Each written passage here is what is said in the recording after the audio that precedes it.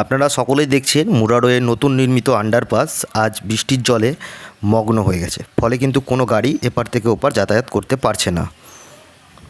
তাই মুরারোয়ের যে রেলগেটটি বন্ধ করে দেওয়া হয়েছিল আন্ডারপাস হওয়ার কারণে, সেই রেলগেটটি কিন্তু আবার পুনরায় চালু করার সিদ্ধান্ত নিয়েছেন রেল কর্তৃপক্ষ। সেখানেই এই কাজ চলছে। খুবই তাড়াতাড়ি এই রেলগেটটি চালু করে দেওয়া হবে।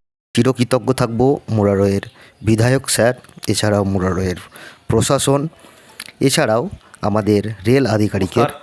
আপনারা দুটো ভিডিও দেখলেন, যে দুটো ভিডিওতে মুরারোয়ের যে আন্ডারপাস হয়েছিল সেই আন্ডারপাসের কিছু বৃষ্টি পড়লেই কিন্তু সেখানে জলের ওভারফ্লো হয়েছিল, ফলে কোনো যানবাহন কিন্তু এপার থেকে ওই পার যেতে পারছিল না। তো সেক্ষেত্রে প্রতিটা মানুষ কিন্তু বিপাকে পড়েছিল।